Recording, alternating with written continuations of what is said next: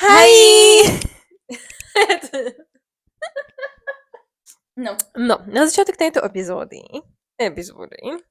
Preznám chcela tému. a už ti ťukajú očka. Ešte neprezradím tému, najprv som chcela prečítať niečo z denníka. Tieto denníky nás budú hantiť taký počas celej série. V denníku. Zabudla som teraz ktorý rok, to bol tuším 2006, áno. Počúvaj toto. V bufete nám začali predávať croissanty. Počkaj, v bufete? Na zakladke. Pamätáš si, kde bol bufet na základke? My sme nemali bufet. Samozrejme, že áno. Keď si došla do školy, tak tuto bolo také presklené, malé, tam, jak sa išlo potom o tom vedomie. My sme nemali bufet. No, tak očividne. Ale my sme už potom nemali bufet. No keď ja som bola staršia, my sme nemali už bufet, to by som si tam ináč chodila kúpovať veci. Začali predávať croissanty s obalom doby ľadovej 2. A v každom je nálepka, ktorá sa lepí do albumu, ktorý keď si vypýtaš, ti dá školník. Treba povedať, že ten školník v tom bufete tušíme predával. Takže to asi preto ti dal aj ten album. Ryb školník. To pokračuje. Takže školu zachovatila mánia doby ľadovej. Včera predal školník 8 krabíc za 3 prestávky. Také šóry pred bufetom ešte asi nezažil. A každý kupuje tak 2-3 kusy. Jeden stojí 9 korún. 9 korún, ty kokos. Strašne ma bolí hlava. Asi preto, že som zežrala 3 croissanty. Croissanty teraz stoja tak asi cez euro, ale nevadí, no. Banger. Nechápem. Školník predal 8 krabíc. Takže pamätáš si na časy, keď... Pamätáš si na časy, že keby si sa hlásila na robotu školníka a povedať ti, že budeš predávať croissanty v bufete, tak asi som taká, že baj. A dávať ľuďom albumy. A v 2006 to som mala koľko rokov? Zase som zabudla matiku. Ešte som tu vyvalná. 8 plus 5, 13. 13 a ešte sme zbierali nálepky z croissantov. No a čo? Ja som bola my sme si do 14 vymieniali nálepky v albumoch. Takže, alebo do 15 možno aj čo ja viem. Ale kedy sa tie croissanty volali nejako inak? Nie, to boli také tie. To neboli 7 days, to boli také tie. No nie, to si ja pamätám henty, keď bývali tí do Baladova ešte, tak a to boli 7 days. Kde je ten album? Nie, to neboli oni, tie čokapik. Tie neviem, jak sa to volalo, ale neviem už. Taký typek tam bol s takou pepicou. Kde je tento album? Do Baladovej? No, 2. Ale viem, že bol niekde. Pamätám si ho, ale neviem. Hej? Niekde medzi ja nemám vôbec nejakú memory vôbec. Ja mám, na to, že som mala 5 rokov alebo 6, tak dobre. Sa si tešila, že čo Mirka donese zo školy. Koľko croissantov. Ty kokos. Kde sme na to brali peniaze? Neviem, ale neviem, kde som brala ja túto memory, lebo také veci si spomeniem, že nechápem. Čo sa robilo v 2006? Stáli sme vo fronte na croissanty. S nálepkami do Piladovej. Ja si nepamätám, že tam bol ten bufet. Ja fakt neviem. Poďme pozrieť na našu základku, aby sme zistili. Potom ti to popíšem. Či tam je ešte stále bufet? Ja sa strašne... No. Čo? Bojím sa, že sa mi tam vidieť tie trenky. Dobre, prezrad nám dnešnú tému. Čo si pre mňa prichystala? Som si prichystala takú tému, že... Čože? Že fashion faux pas sa to volá. A to neznamená, že to faux pas. To sú iba veci, ktoré sme kedysi nosili v domienke, že sú fajn. No. Či sú ešte stále tieto veci fajn? Alebo či sú našťastie zabudnuté v minulosti. No, tak to som zvedavá. Takže 3 veci, ktoré sme kedysi nosili. A boli to bangre. Začnem s 3/4 nohavicami, takzvané Capri. Nie Caprisone. Capri, to sa ako písalo? Capri.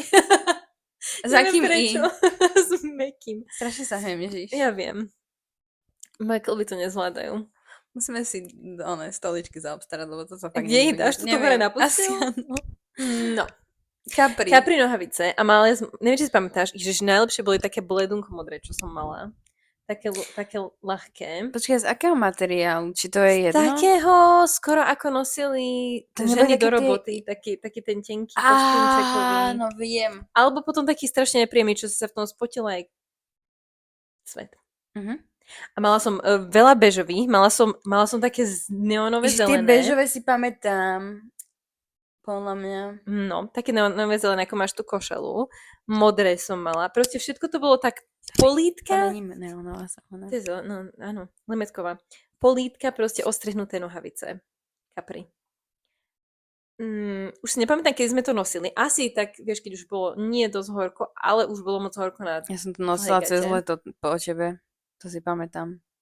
A prečo sa to nosilo? Prečo sa ukazovali? Vieš, teraz sa to, že ukazuješ členky. My sme kedysi ukazovali aj kúsok lítka. My sme boli veľmi Neviem, či wild. sa to vrátilo. Podľa mňa ešte Ježiš, ja nie, dúfam, ale že ja by nie. som to strašne rada nosila. Však ja mám také, že ja som mala také trojšťové. Aj dneska, čo som ti ukazovala tie riflové, ja by som to nosila. A tie, pamätáš si tie gate, čo som mala, ktoré si sa tak mohla si ich tam zaháčknúť takú šnúrku a potom sa z nich stali trojštvrťové?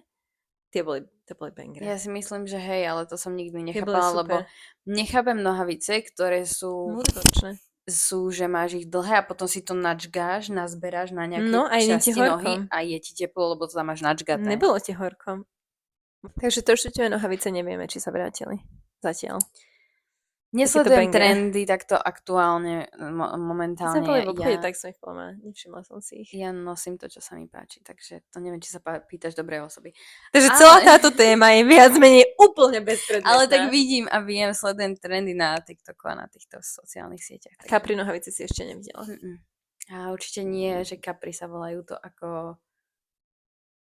To neviem, prečo sa tak volalo. Videla som len toho Capra a to Capri som nevidela toho. Dobre. Ďalšia vec bola v multiple opasky a potom na ne ešte si zavesiť tie reťazky.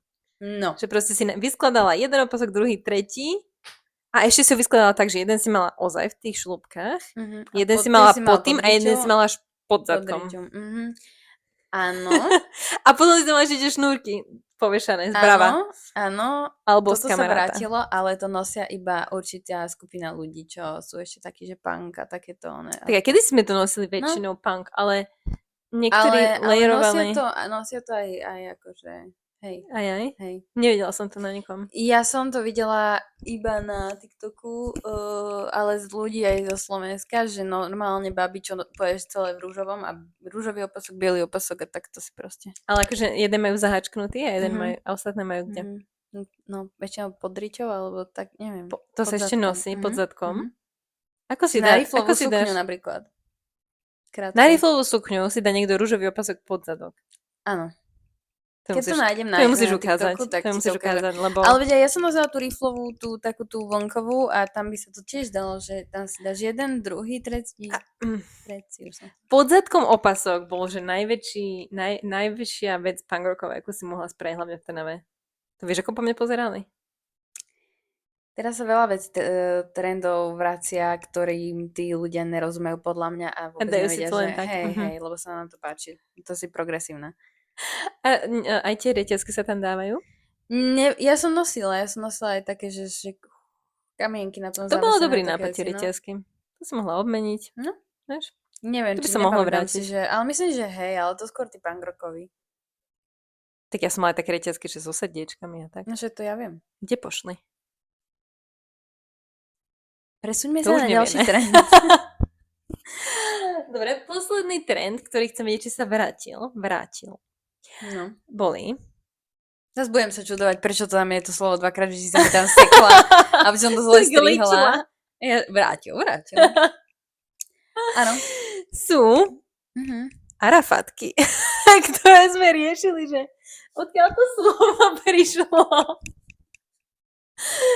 Arafatky. Dúfam, že všetci viete, čo sú arafatky. A keď nie, tak Lula uploadne obrázky. Ja uploadnem aj tak obrázky, lebo ja to budem googliť, ale... Capri nohavice arafatky. Áno, arafatky som ani nevedela, že sa to volá. Ja som myslela, že viem, že sa to volalo, že ara niečo, ale... Ara niečo. Anyways, nie, ty si nemyslíš, to zase je taká skupinka ľudí, podľa mňa, čo sa arafatky nosili všetci. Áno, ale teraz sa to vrátilo, že proste takí tí rock, punk, neviem, ľudia, čo sú, že sa obliekajú do 2000. Nevrátilo, oni si proste stále zaseknutí. Ale čo sa obliekajú do 2000 a takto, čo som videla, tak nosia tieto šatky, ale podľa mňa by sa to nemalo vrácať. Mali by sme podľa mňa ďalšiu tému Dobre, počkaj. Ďalšiu tému by sme mali podľa mňa rozoberať, že ktoré trendy boli a nemali by sa nikdy vrátiť. Väčšina. Ja si nemyslím. Nie. Ale chcem ešte povedať, počkaj, že arafatky, ja som nikdy arafatku nemala. Ale ja som mala také iné. Ja ju teraz predávam na Vinted. Takže... ja som mala. A ja som mala také iné, také strapcoidné, ale pointa bola, že si vždycky nosila na sebe, tak ako arafatku. Vieš, ako sa viaže arafatka? Nie, zasveď ma. Nemám tú šatku. Proste dáš si ten trojuholník dopredu, hodíš za chrbát, tam to pretočíš a tu to potom áno, tak ja som tak všetky šatky si A to viazala. podľa mňa by som mala tak začať nosiť, pretože mne vždycky tuto sa spraví tá diera, keď si dám šál. Ja to tak nosím stále, takže... A preto to všetci nosili, to neboli iba punkrockoví ľudia, lebo proste to bol vibe. Boli to veľké šále. Bola to hrozná farebná kombinácia. Ako? Keď si to mala, že čierno-biele, čierno-červené, čierno-ružové. Hrozné. To sa podľa mňa nikdy nemalo ani vyrobiť, nie to ešte, že vrátiť. A dúfam, že to v živote nevráti. Z týchto troch trendov by som chcela asi iba tie momentálne tieto šatky, opasky. Originál s touto značkou, že to je fakt, že značka, že to je akože drahé tie šatky, tak sa predávajú na tých army shopoch a takýchto veciach. Takže to originál odtiaľ prišlo. No vidíš. Neviem všetko. Kedysi sme nakúpali v army shopoch. Keby chcel niekto arafatku, nájdete ju na mojom Vintede, ktorý vám to niekde nechám.